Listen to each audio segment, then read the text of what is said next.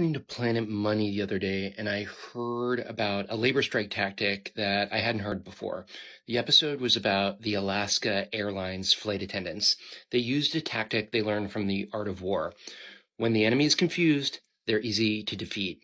So, how did the flight attendants defeat the management at Alaska Airlines? They called their strategy chaos, create havoc around our system.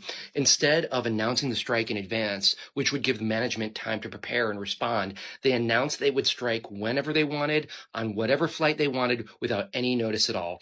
This had two really desirable effects from the flight attendant's perspective. Number one, bookings on the airline fell immediately. After all, who wants to fly on a flight where the flight attendants might not even show up when there are plenty of competitors you can just book on? And number two, it prevented the airline from being able to replace the flight attendants in time to recover the flight.